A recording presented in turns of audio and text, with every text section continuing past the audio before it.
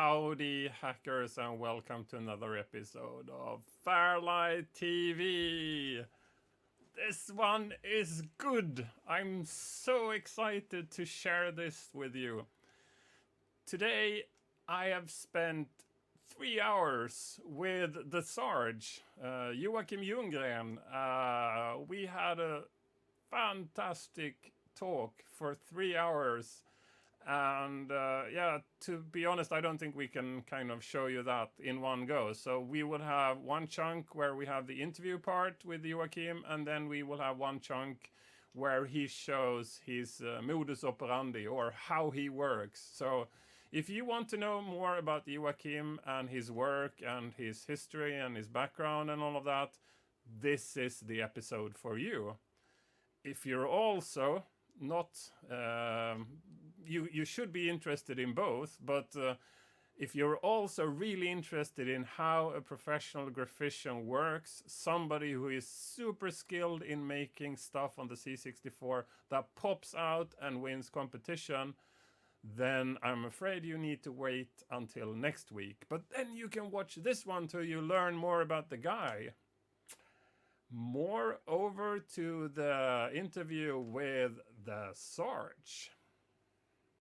Hello guys, and welcome to FairLight TV, a special episode with a very special interview person, Joachim Ljunggren, better known as Sarge of FairLight. Hello Joachim. Hello. How are you today? I'm fine. How are you? Well, my wife has COVID, so I might have COVID as well, but for potentially having it, I'm absolutely fine. That's good to hear. So, and the weather is fantastic in Gothenburg. It's like going out in a wall of water. So I prefer to stay inside. So it's rainy as it normally is. Kind of. Vertically raining. It's not coming from above, it's coming from the sides. Coming from the very south of Sweden, I'm fully aware of that vertical rain, because that is sort of the normal standard also in the south of Sweden. Yeah, we love it.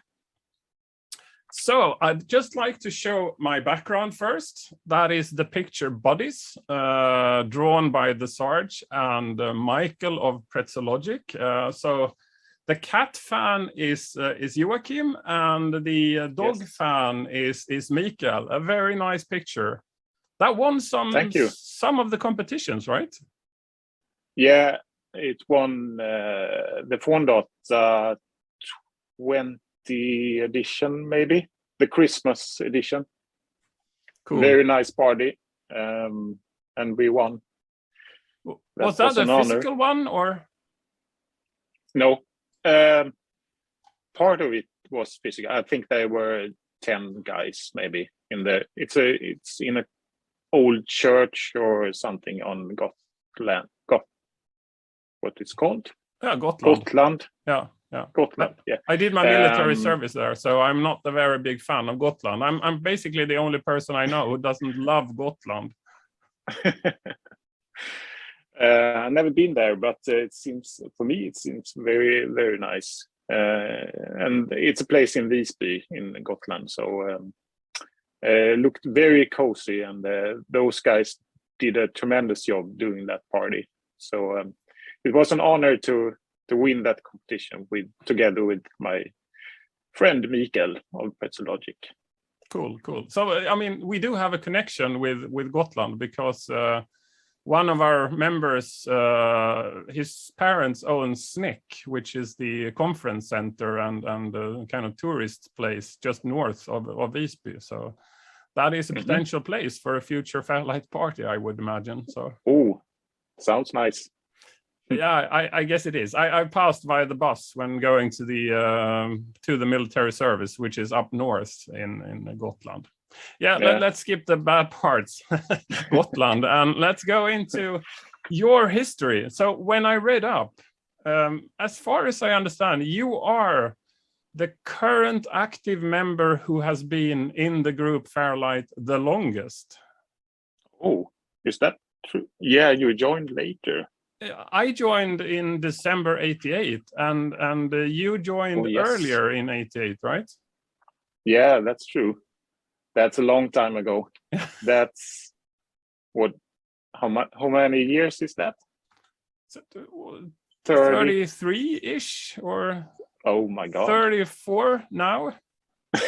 Yeah. So the record I have would be that you started out in front, and then you spent like a year in Triad, and then you joined FairLight. Yeah, kind of. You missed one group. When I started, Yeah. we had a small group with me and my cousin had a small group. Me and my cousin had just swapped games on tape, and then I started painting pictures, and I got contact with a guy in Älmhult, and he could actually code, which my cousin couldn't do. So we started a group that was called Mutants 2001. Okay. And that group was active for maybe 2-3 months, and then I joined Front after that. Okay, cool. And you were JSL at the time, right? Because Sarge is something that came later. No, it's JOL. JOL. Yes, Joachim Ljunggren. Okay. So it's not you don't have a middle name that is like Ove or Oscar or something? No. Okay. No, it's JOACHIM. So it's just an abbreviation of that. So and it was those guys in Front said it was a bit too lame to be called Joel. So and I thought maybe they were right. So I started thinking about changing my name, and then I read some Commodore User 64 mags, and came across an article or a review of Combat School, and there it said some byline for a picture. The Sarge is rallying his troops or something like that, and I thought, the Sarge, that sounds cool. And I was kind of a military guy back then. Okay. I didn't look like one, not at all, but I liked those kind of things, and yeah, you know how youth is. So I decided the Sarge, that sounds really cool and hard and tough, and which was the opposite of what I was. So I'm the god of wine and fertility. So and I wasn't really that when I was there when I picked the name. So it's sort of also communicating an aspiration, I would say, to this is who I want to be, rather than who am I. Yeah, exactly. I don't want to be the Sarge nowadays. I think it's kind of lame in the opposite way. So I mean, war and military stuff, etc. That's not my kind of thing anymore. So I think it doesn't suit me anymore, that name. But I mean, 35 years later, it's kind of hard to change to something you prefer, because it would be building up a new character, and that would take way too long, and it wouldn't be worth it. And to be honest, there are a number of more embarrassing handles out there that you really wouldn't want to have. So I don't think you should. You should absolutely not change. That's what I have decided to. So if I Google Joachim Ljunggren, you come up, but there is also an enduro racer and a participant of Farmen. Oh, I am Naken Janne. Was he that, or no? No, I don't know. He would need to be Jan or Janne. That couldn't be Joachim. Yeah. No, it's some member of Farmen. But one thing that also shows up is something called Hell Racers. So you have to tell us, what is that? That's our racing team, virtual racing team. I am somewhat interested in racing, car racing, motor racing, mainly car racing.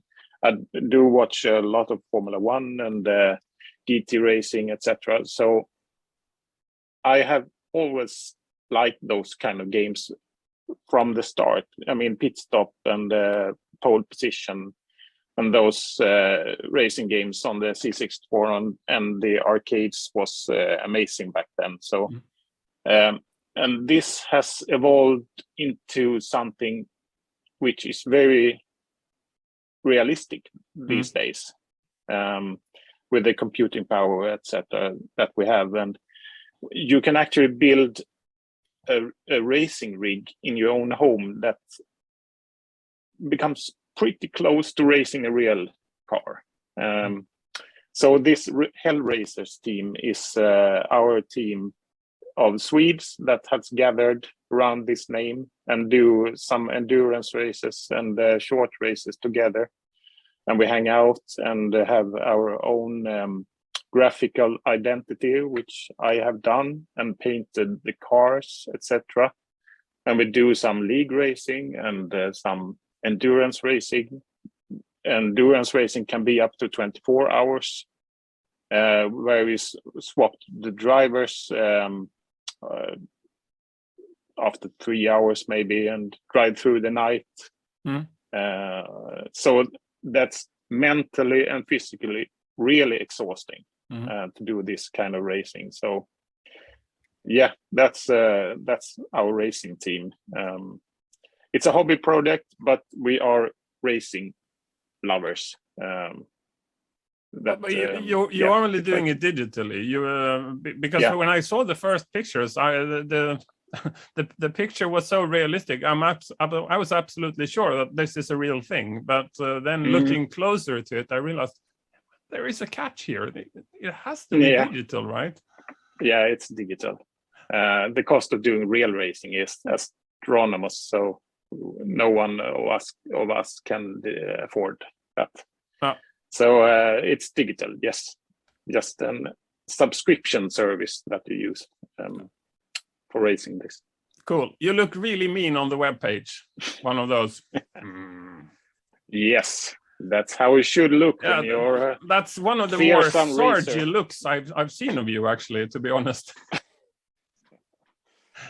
That was my aim with let's that go picture. back to when computers only have like 8 bits. So looking back at your history, I mean, you have been involved, you've drawn tremendous, massive amounts of pictures, and you have been parts of so many demos, but I would like to kind of focus first on the game side of things. So looking back at your like CV, I see Ivory Warriors, which I guess you did on your own when Shoot 'em Up Construction Kit, and then there is also Tiger Hell.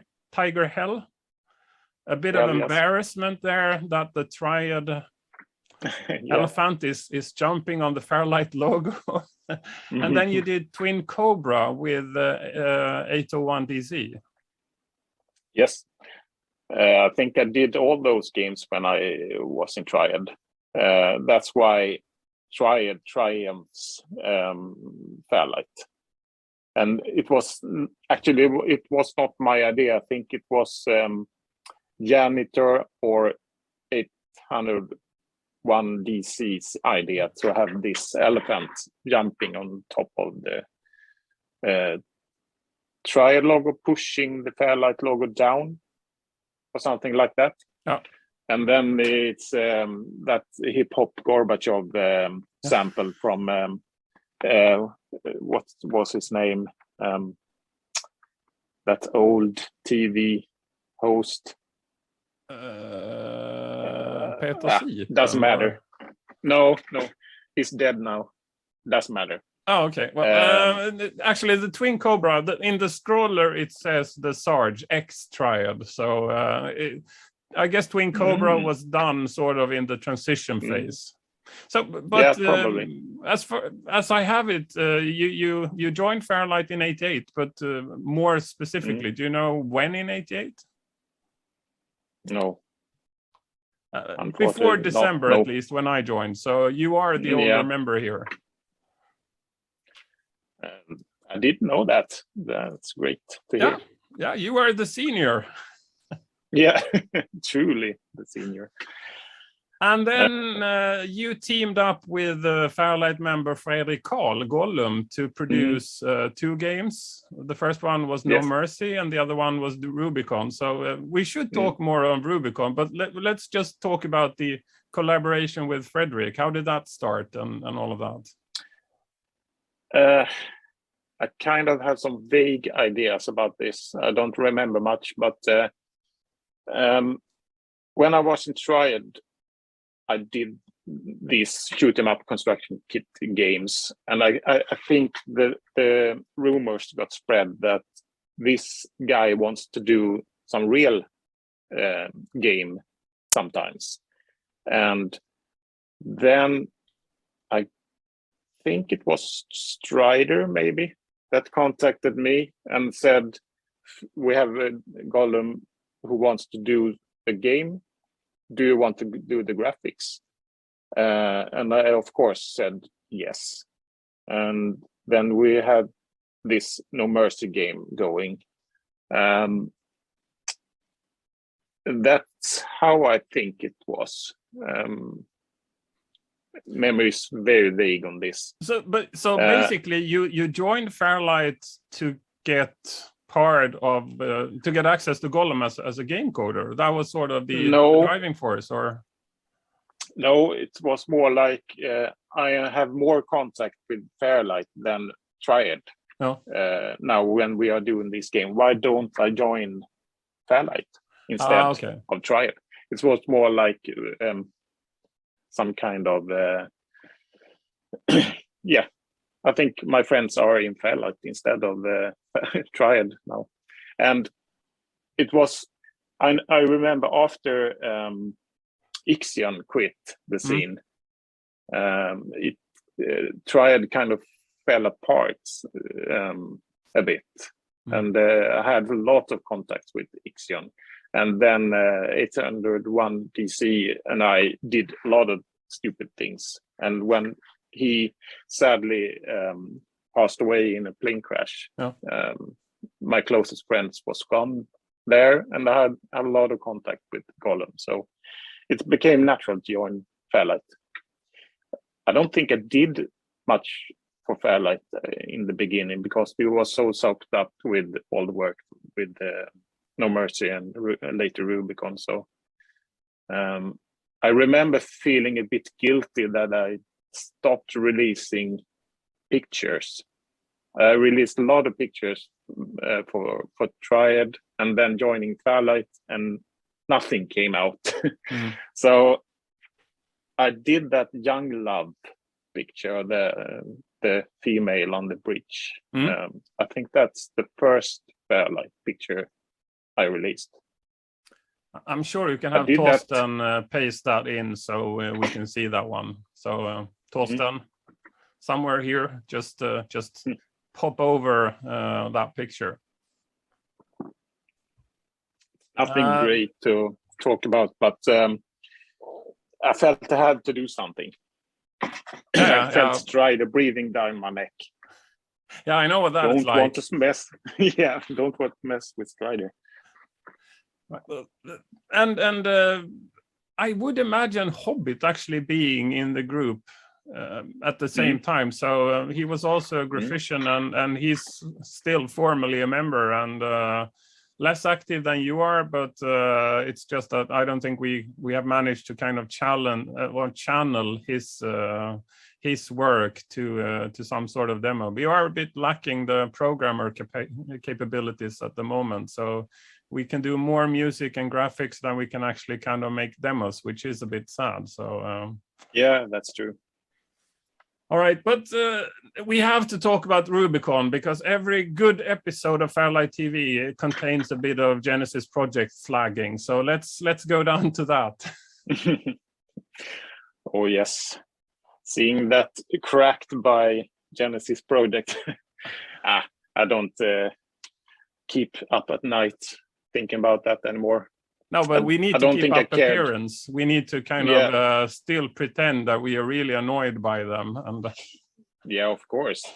We all know who are the best group in the world. yes, yes. No, if you want to talk about Rubicon, yes, that was we learned a lot when we did No Mercy, and of course we want to continue to use that knowledge into a new game. And when I think Hawkeye was released just before we started doing Rubicon, I got very inspired by that game. And the Sarge being a military guy and an Alien, that movie, Alien fan, huge. I was and still is a huge fan of aliens. I wanted to mix that concept into a game. So we started to do this side-scrolling game, and it just grew from there. I don't think we had a strict plan of what we wanted to do, but basically a guy running, shooting things in a vertical scrolling adventure, shoot them up kind of thing. And I wanted to maximize the graphics. So Gollum had to do some real hard thinking to solve all this stuff I want to do. And the parallax scrolling, the huge monsters with 64 sprites on the screen at the same time. So it became more, unfortunately, a graphical slideshow than a game. It's not that fun to play it because we forgot to make it fun to play. Yeah, it's sort of, it is lacking a bit of the gameplay aspect. I do acknowledge that as well. But it was receiving good reviews, not only from me, but also from others. Others were also really impressed by it. So, yeah, that's nice to hear. We never got to find out how much it's sold, but I guess it wasn't that much. The C64 was dying at the same time, so it was very badly timed to release this game. I think Uson, they later changed it to 21st Century Entertainment in the process. They sat on our code and the Golden Master for 1 year before releasing it. And we felt you had to release it now because the C64 is out, it's dying, and the Amiga is taking over. So why do you sit on it? But I guess it was that they had no money and they had to restructure the company into a 21st Century Entertainment, and we got kind of stuck in between there. So, but still, it would be very nice to see how many copies it sold. So I have no clue. I mean, it's kind of disturbing. If you have a product and you see that the market is going down, you want to start selling it as soon as possible to capture the little market that still exists before it dies altogether. So yes, that was really bad. And then Genesis Project leaking it into the piracy scene meant that there was no reason to buy it afterwards as well, especially if it took very long before they did that until it was available in the shops as well. So then it trickled down to most of the potential players, and really unfortunate, really unfortunate. And but I have Genesis, to say, we will hate you forever for this. We know where you live, but it doesn't keep us up at night anymore. No. All right, other stuff. Hedning is still. Hedning is still. I want my Ferrari Hedning. I'm still waiting for it. You can probably get a digital one from him. Oh, that would be nice. I wanted to pixel it for me. Running around in Stångby. And that is where Hedning lives, for those who don't know him. And Hedning is the leader for Genesis Project, a super nice guy. I'm really happy that Hedning is running Genesis Project, because he's succeeding a guy that is an utter asshole. But let's not talk about OMG here. There are other programs you're also involved in, and one would be Assembly 64. Do tell more about Assembly 64. Yes, Scooby of the Genesis project is the one coding this, and I remember meeting him at the first Gubbdata I was in at 2017, I think it was. And he showed me that little thing he called Assembly 64. And by that time, it was just a little script or something that was hidden in the taskbar. And I thought, it's nice. And later, in a later Gubbdata, I met him again. And then it has evolved into something much bigger. And by then, I had bought the Ultimate 1541 cartridge, and I started to see the benefit of having an app like this, because browsing CSDB it's kind of nice, but if you want to download and just play games and search for things, it's you want it locally and in a manageable UI, etc. So I saw the potential in this program, and some year later, I think it was beginning of 2020 maybe, Scooby asked me if I wanted to remake the splash screen when you start assembly. I said, oh yeah, of course, I like your app, so would gladly do that. So I did it, and I became very happy with the result. And he then asked if I wanted to do some icons for the program. And then I started thinking, just adding some new icons to this will not work that well. Maybe if I ask Scooby to rewrite the whole app again, then I can take the responsibility of the UI. I thought he would have said no, because that's a huge challenge. But to my surprise, he said yes. And I started doing mock-ups of how I envisioned the app, organizing it in a more logical way, with screenshot previews, able to play music directly in the app, etc. To give it a more Spotify-like feeling for C64 releases. So we started working on this, and our collaboration worked very well.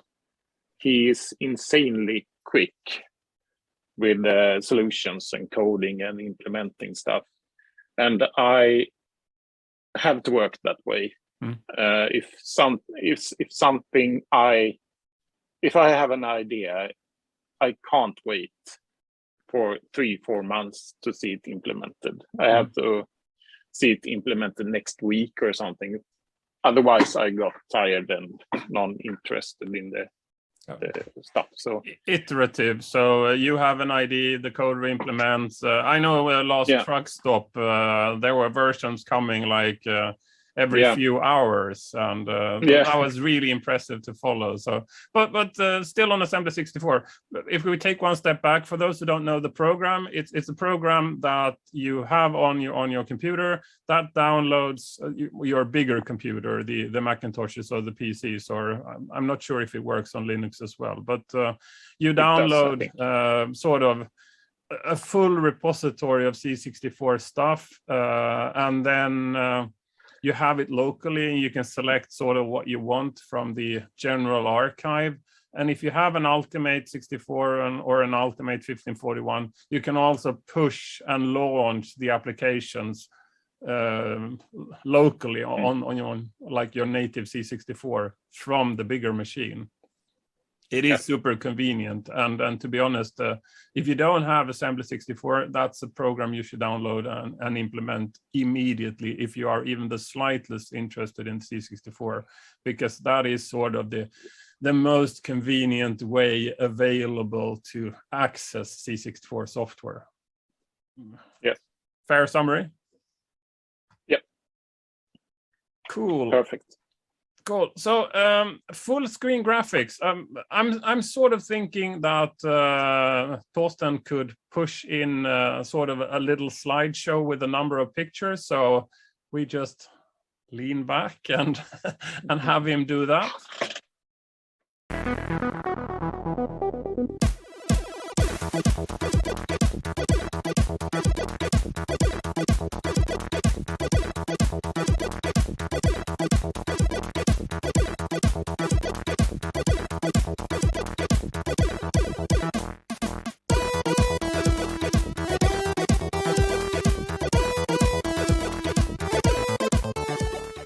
And now we start again because now he has done it. So and possibly we should also have a little run through of demographics. If I ask you, what would you like to kind of promote that you have done? My personal preference would be Lost Truck Stop 3, the 2600. Yeah, I hate to say it, but also the stuff you did for Sensor was also really nice. Yeah, Star Wars demo, yes. The Star Wars demo, yeah. What else would you like to promote? Of course, Trapped Again. Very Rumor Trapped Again, the latest demo. Or not the latest, but that was... let's start with in the beginning when I did mostly full screen graphics, pictures, and wasn't that involved in making demos. If I had some stuff used, it was an afterthought. Someone put a scroller, etc., on the screen above my graphics, and that always annoyed me.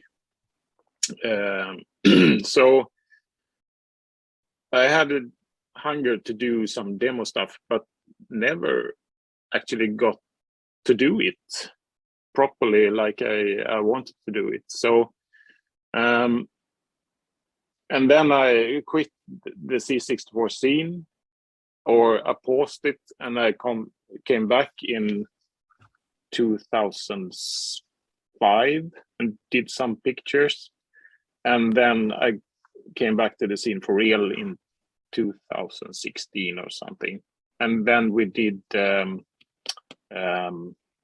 Acid Dragon. Me and Trasher did the Acid Dragon. That sparked an interest in me to do some more demo stuff, because I really enjoy the back and forth thing with coders and musicians and graphic guys to evolve the demo.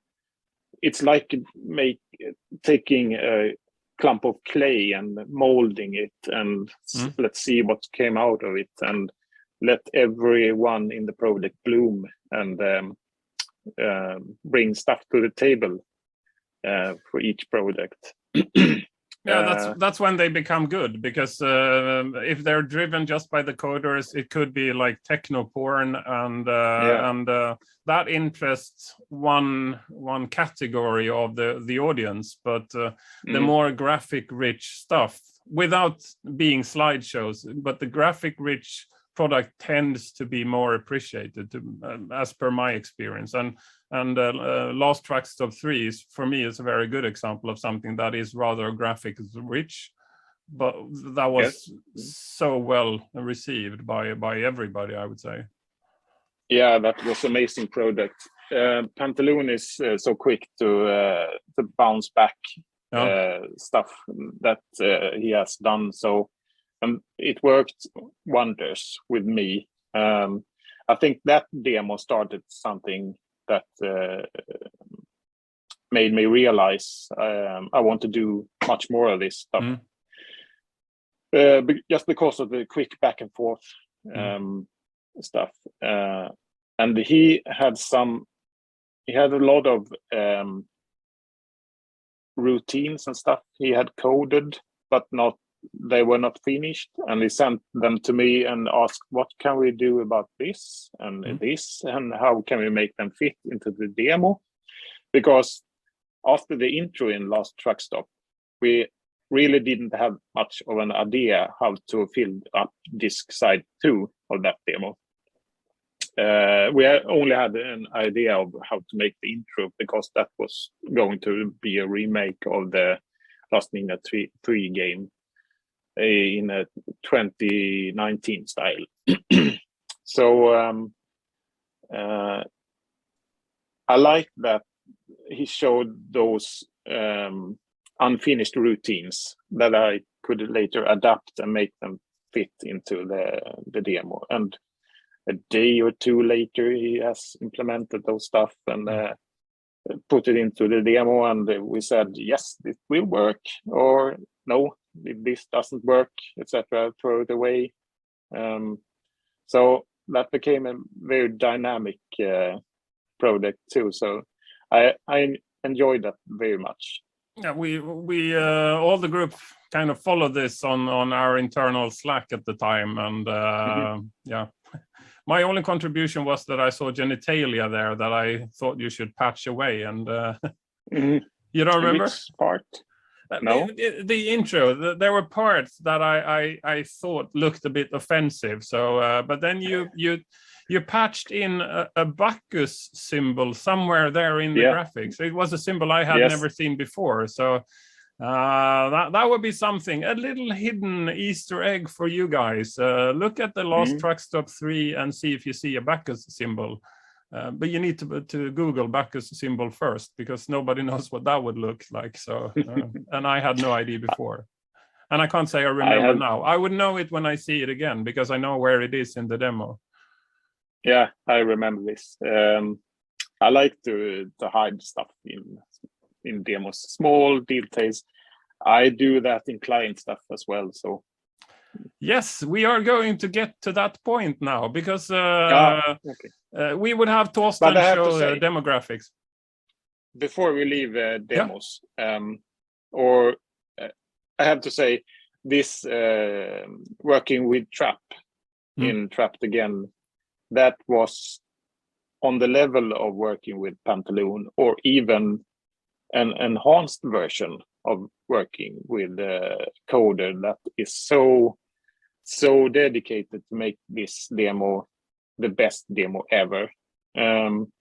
So that project was probably the best project I ever done in a working relationship. When we first met, you worked in an inventory in Laholm, as far as I remember. But you went professional, working for doing TV graphics around 96. You started your own company in 2004. I started professionally with a local TV station in the south of Holland called Halmstad, to 20 kilometers from Laholm, where I lived. And that was in 1994. Oh, so that was 94. And I think, and so what I this is sort of extracted from your webpage, I think. So, but the current company that you own producing graphics for TV is called Pixel Dust. So everybody take a look at pixeldust.se to see the impressive pieces of work that Joachim has been doing over the last few years. And basically, to be absolutely fair, and I realize I have a sort of a biased view here, but most of the significant TV shows during the last like 10 years broadcasted in the Nordics, so not only Sweden, but the rest of the Nordics as well, the graphics presenting that is done by that guy there. Have a look at Pixel Dust and you will see it. And he's too humble to say that it's absolutely massively amazing, but it is absolutely massively amazing, Joachim. So we are humbly impressed by the stuff we can see that you do on TV. Thank you. So, could you describe the work?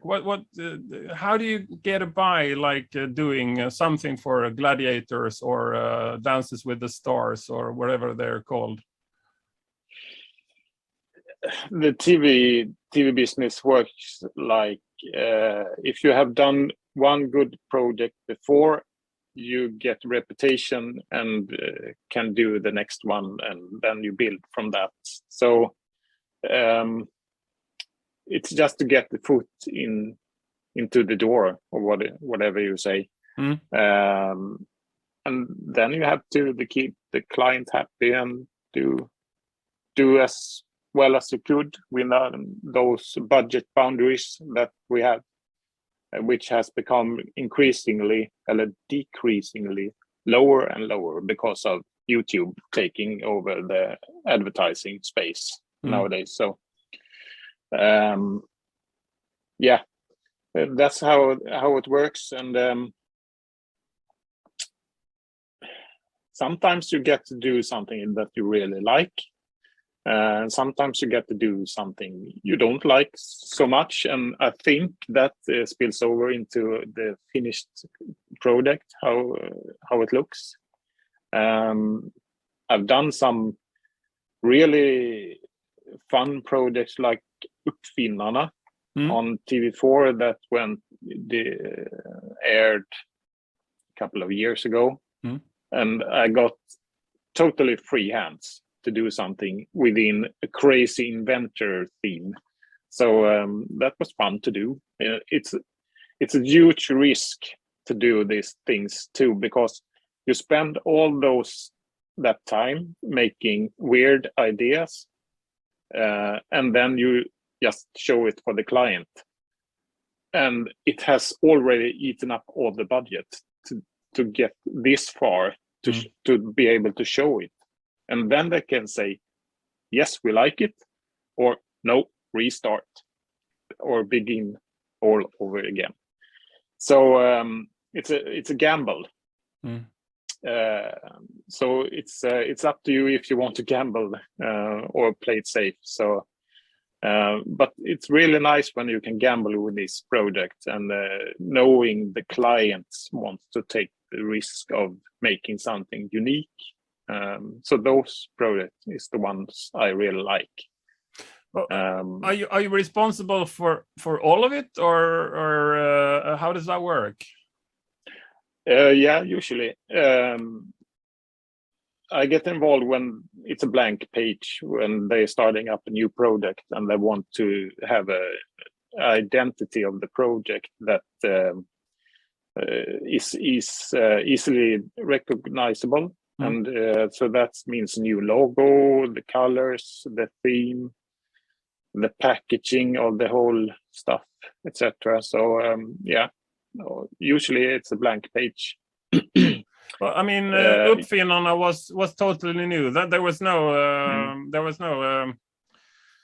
templates to work from, but those Nothing. where there is sort of where you buy a format from somebody else, do you get sort of guidance on what you should do also with the graphics there? Is that coherent over the markets, or is that totally local?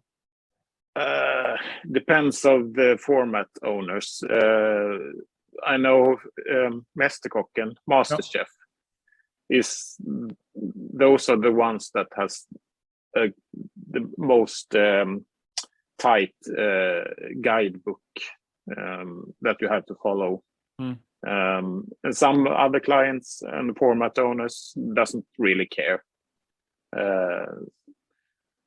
which is kind of frustrating sometimes, because then you suddenly have 3 clients: the production company that you work for, the TV channel that is going to air the stuff, and the format owners that don't say that say we don't care, but when they see the stuff I have done, they suddenly care and want changes. And then you have 3 clients you want to think and get together and think it all looks good and agree this is done. So it can become a bit messy sometimes. And it's always so that you have like a fixed budget to work with. It's not like when they say no, we say sorry, I've used all my budget, so that's what you got for that money. Now, if you want it changed, I'd be happy to do that, but that's an extra piece of work. I kind of try to stay away from fixed budgets nowadays because it can really get stuck in a long bank. Yeah. I have no idea what that is in English, but long bank is when stuff you get stuck. You keep doing it, but nothing really happens. You put a lot of energy into it, but nothing happens. It's a rather silly expression. It's long bench, but yeah, well, whatever. I'm sure it has a historical reason. I don't know. Probably from the church. There is one particular little thing, an Easter eggy kind of thing in your professional production that we also need to talk about. And you know which one that is. That is the Uppesittarkväll, right? Yes, the unfamous one. Yes, tell us. It always got spread on Facebook around the 23rd of December. It's the program always start with someone dancing or singing or playing music, and then after they are done and the program will start and the host will come in, I have done some Christmas decorations that falls in from above the screen and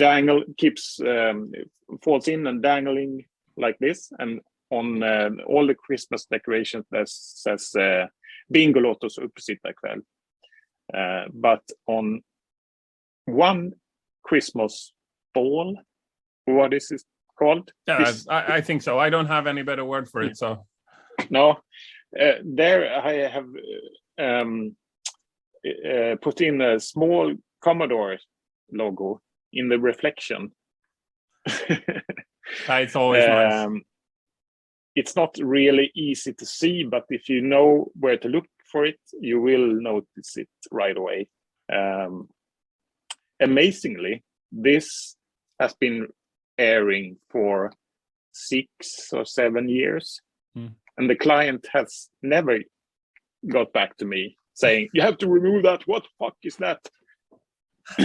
But now it's really out there, and now they can hear me saying talking about it. So yeah, let's hope that if anybody watching has any sort of influence in the TV industry, just let it be. It's a cool thing. Let it be. It's yes. We really like it. Don't make any fuss about it. Just want you to know. The company is dead too. So yeah, okay. Oh, there you go. There you go. No. I mean, Commodore is dead. Yeah. But somebody owns the rights for the chicken head logo, probably. That is a big mess. Intellectual property right is a big mess, and that was actually the last episode of FairLight TV. So at least the last one I recorded. I'm not really sure in which order we're going to broadcast this, but so intellectual property right is it's an area that is complex, especially when you have bankruptcies and buying and selling of digital assets. It becomes absolutely incomprehensible. I had the ambition now that we would move more into the modus operandi, how you do when you actually do your work. But there is one thing I would like to discuss, and it ties into the previous discussion on Acid Dragon. You had a very special trick drawing pictures, which I know is the reason why Acid Dragon, the original one, didn't have any head of the knight. Could you elaborate on that? Yeah, back in those days, I had my usual, what do you say, TV screen for the home. It was a 14-inch monitor. TV screen. It was not a monitor, it's a TV screen. I discovered that it's rather the size of that monitor is rather close to an A4 paper size. So I usually did some tracing of my own drawings or other drawings, which I usually did back then and transferred to the C64. So I used this thin cellophane plastic, glapak it's called in Swedish, and I had what's it called, pencil, waterproof pencil, and traced over it, and I stuck it on the TV screen, this plastic cellophane, and it sucked tight to the screen because of the static electricity and it being very thin, so it didn't fall off. Under that, I could just trace the lines I had painted on the plastic thin to get a base for my drawing, and so I got the proportions correct. Yeah, which is one of the more difficult parts, right? To get like the shapes of a horse or the shape of a face and all of that. So you have the basic outline correct, and then you can start working from there. So it wasn't done for the entire picture. It was just done for the proportion, and I guess the trick had one downside, is you couldn't easily scale it to something be bigger and smaller. No, I don't know how it works in other pixel programs on the C64, but I only used Koala Painter, and I couldn't really scale anything. And I rather soon noticed the head won't fit. But I procrastinated the decision I will solve that later, because I already started pixeling the dragon head and etc. And fuck, I can't solve this. The head won't fit. But I had spent so much time pixeling it, and I was rather happy. So with the results, so I decided to release it anyway. So we never got to see the knight on the dragons. And you never you didn't draw a sprite for somebody to have the head as a sprite outside of it. It was just he was beheaded. No. Period. Yes, I didn't know that idea was this is the first time I thought that it could be done like this. Now when you mention it, I didn't think about it back then to add it as a sprite. No. So I just in my work, I much prefer to do something, get it out there, and forget about it, and start the next thing. Well, so you released it as a picture, but it was also used in Pernod used it with a multiplexer on top with massive amounts of sprites, some sort of totally unreadable scroller with massive amounts of sprites, and then Trasher did Banan. Yeah, Ruti Banan. Yeah, that's the one. Yes, and then Trasher finally concluded your vision of how he would look. Yes, super nice. 30 years later or something. Yeah. The first idea with that was just to pixel his head, and that was it. But rather soon I started thinking about that is not going to be fun. Waiting 30 years for seeing a normal head appearing, that isn't very dramatic. So I decided, what if we do a scrolling picture that is way up there?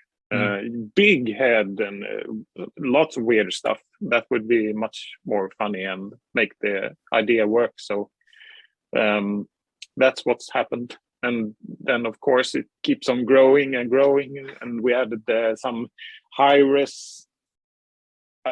I remember we had multicolor picture that goes seamlessly over in high-res logos for the credits and the greetings. And I remember Trasher saying, this is some fucking hard thing to do. Yeah. I don't know about that. I just come up with the idea. Yeah, that's his problem. I mean, if it's impossible, either you put him into the test into making something that's really nice, and if it can't be done, it can't be done, and then that feedback needs to be coming to you. But as long as he says yes, and that would try to push him beyond what his initial expectation of the work was, and it came out much nicer than it would have without that extra requirement.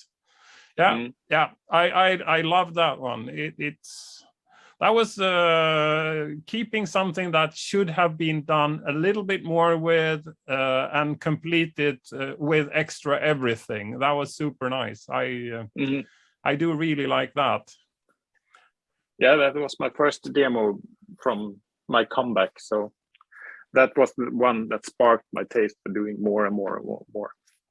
I possibly should know this, but was this also Trasher's first thing for FairLight when we lured him over from Active? I don't know. No idea. Peter, please comment down below, and then we will know. So Joachim, should we? This was sort of the first segment, and for the second segment, I'm really curious of your ways of working. How do you produce your pictures today? Could we have a bit of insight and a bit of a hands-on school for the aspiring graphicians on the C64? If they want to learn from the best, now is the time to see how to do it. Yeah, of course. Do we need to change platforms, or how do we do this? Yeah, if you want to see something, we have to change. Yes. Okay, so let's do it like this. You first explain a bit, and then you change, and then we'll have a look really hands-on how you do it. But overall, what's sort of the workflow?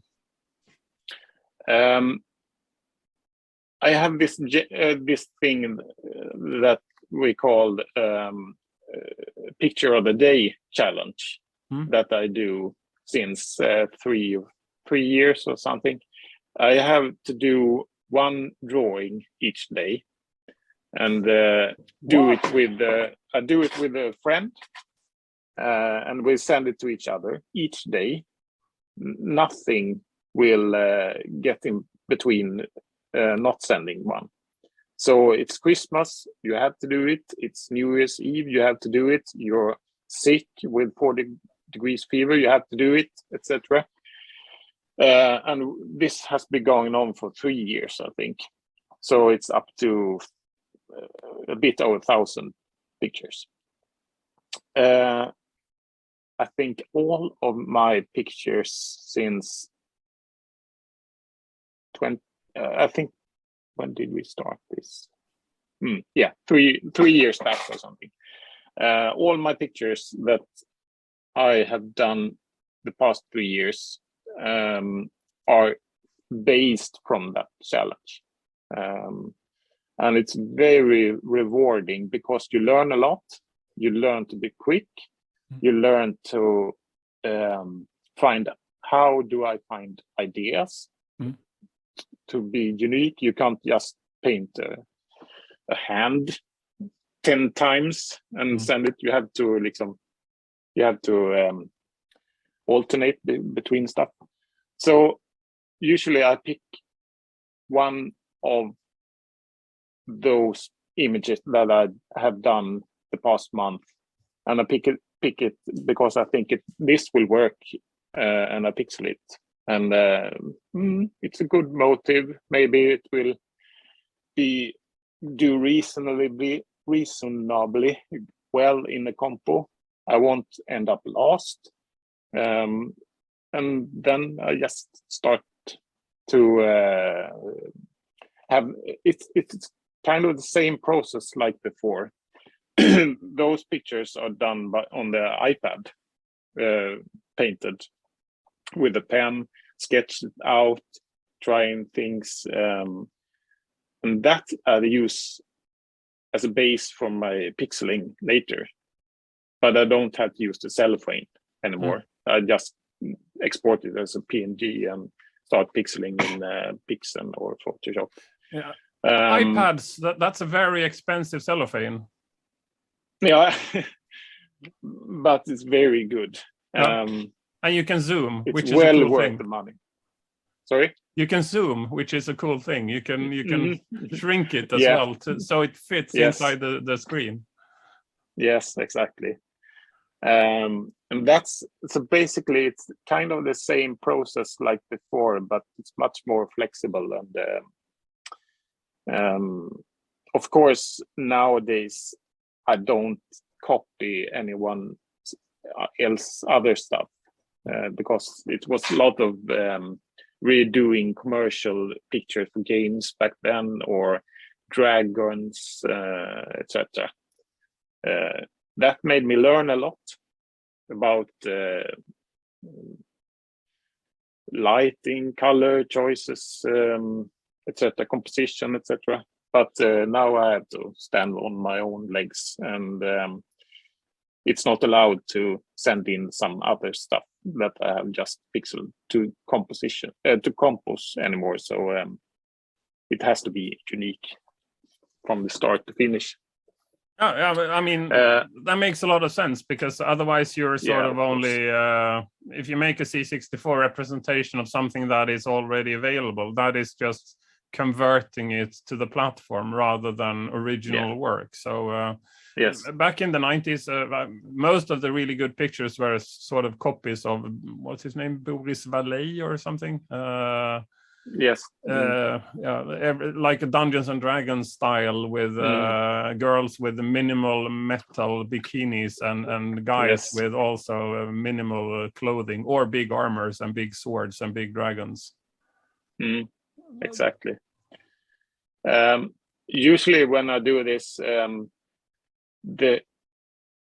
when I start pixeling, the pixeling phase of my image, it started to live its own life a bit.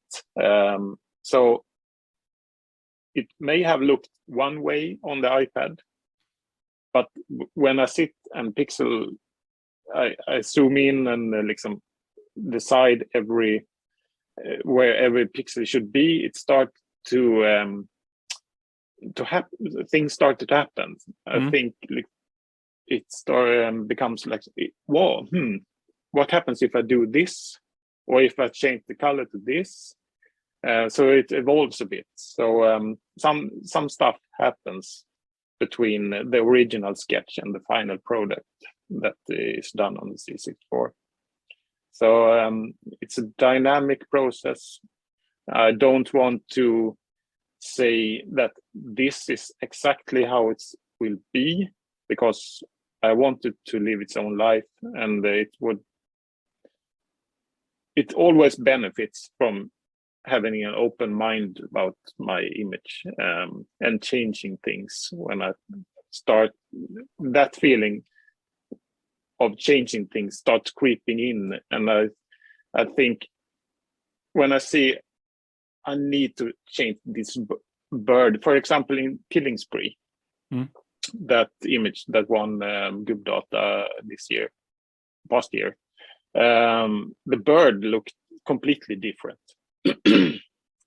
Back in the days in the 90s and 80s, I would have pixeled it exactly like how I did it in the sketch. But these days I am a bit more open-minded and started feeling, this bird doesn't look good at all. He has to have some contact with the cat. He wants to express fear, etc. So I had the old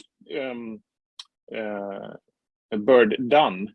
The whole image was done, but I started to throw it away and repixel the whole bird in that one, so it looks very different. I think that's an important process to keep the image evolving into something that was better than I had planned from the beginning. That sort of answered my question, the question I had, and one of the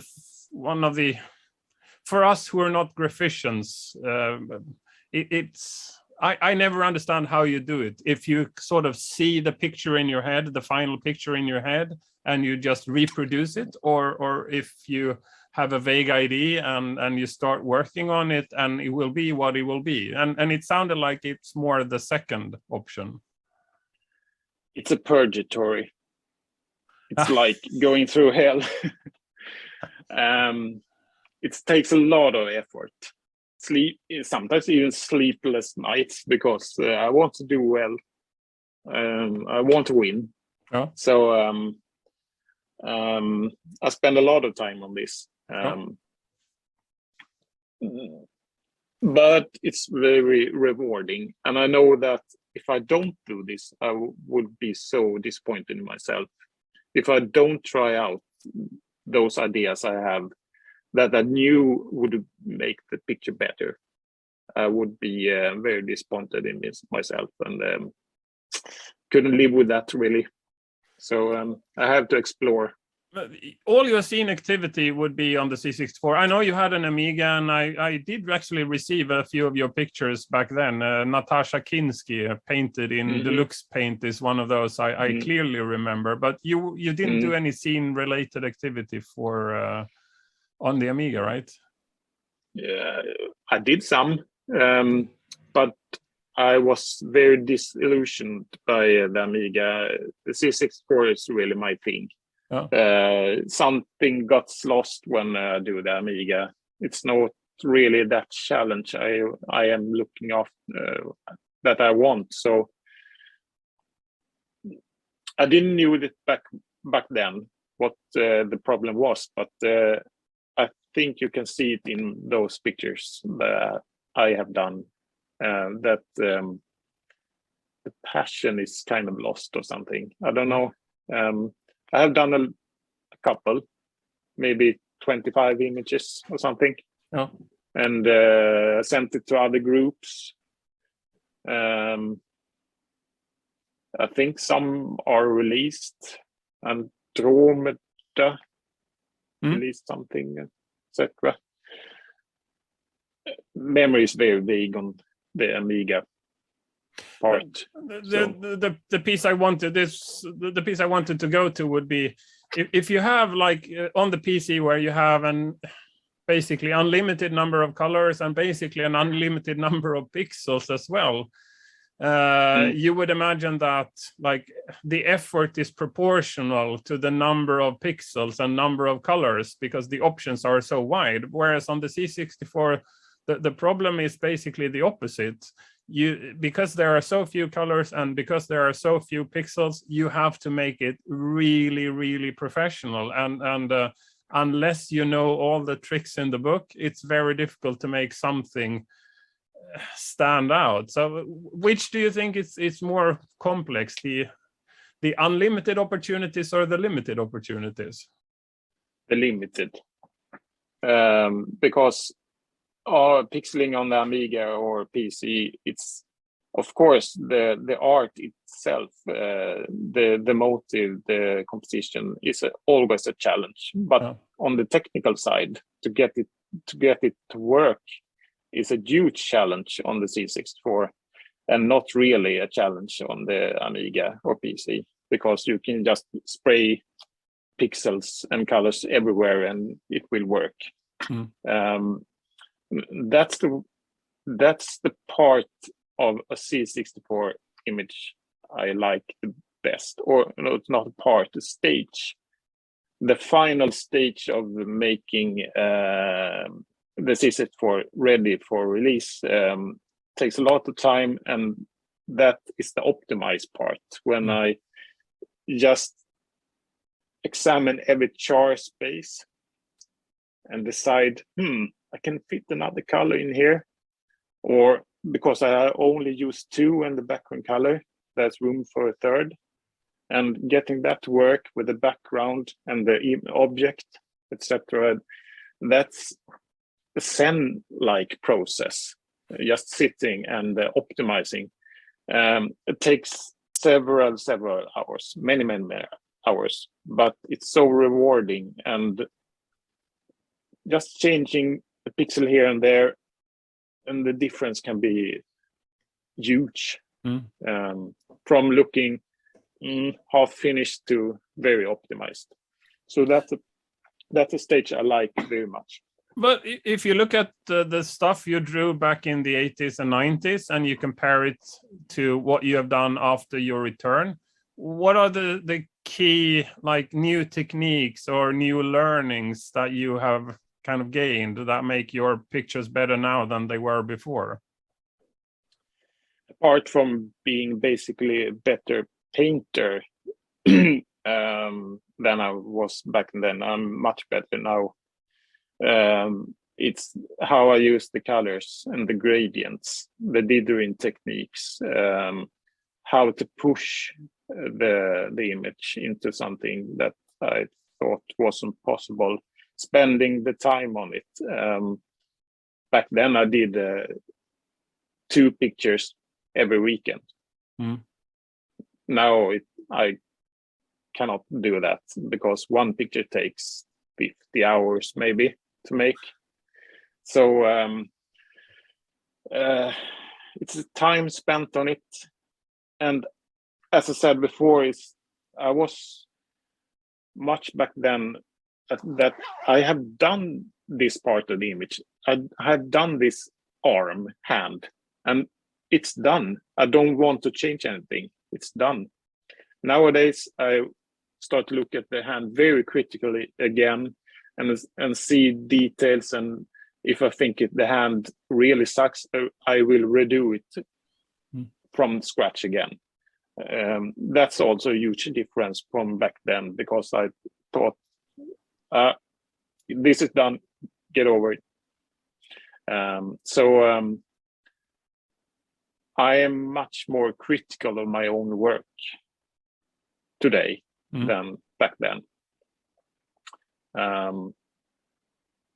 I think also I was a bit lazy back then when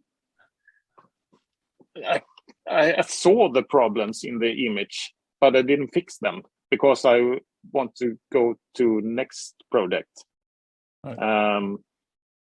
Now I see the problem and I fix them. So even if it's boring, I do it. So that's what I mean by lazy, or that maybe it's not the right word. Yeah, more of a perfectionist, I guess, where the ambition on every project is to really maximize it before you let go of it.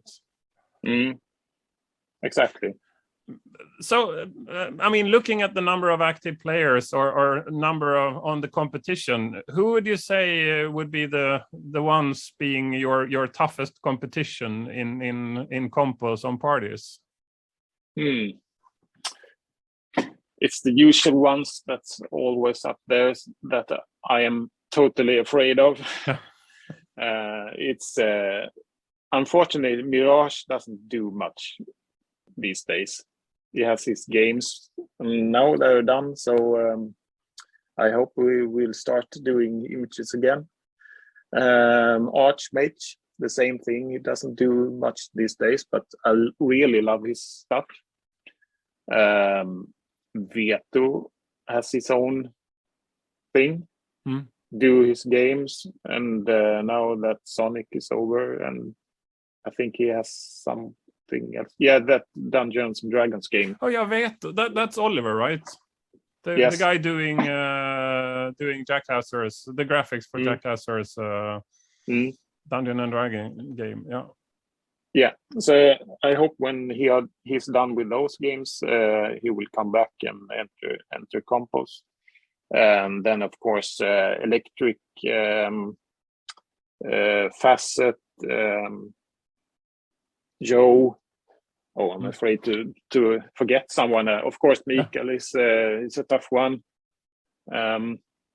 Red Crab is I really like Red Crab stuff, but I know he's bored of doing C64 stuff these days, unfortunately. So, but I hope it will come back too. So, Jesus, forgot someone. Sorry. Yeah. But yeah, Yeah, well, I didn't give you any opportunity to prepare for this one. So if you've missed someone, yeah, we can add that to comments as well. So if you are forgotten, but you think you should be on the list, that's just an oversight. Joachim just wanted to reach out and appreciate the number of players. And of course, he missed you in particular because you are also a super good graphician. So I personally like Vanya, not the perfection but a very, very, very special style, and I like the style. If that carries over, if you can have a style and then the very limited number of pixels and colors, and you can still convey a style through, that's really impressive to me. Yeah, that's true. All right, should we move over to the other platform? So we just make a quick break here, and then we look at how you do your work. Yes. Over to the actual work. Oh, that ended a bit abruptly, didn't it? That's because we needed to find a spot where we can cut this and save the rest of the work for the next episode, because we don't want to spend all your Friday watching this. We are going to save a bit until the next Friday as well. So thank you so much, Joachim, for spending the time to talk with me today. And I'm welcome you back next week to watch the full insight of Joachim's modus operandi, how he works. But that will be next week. Subscribe so you don't miss it.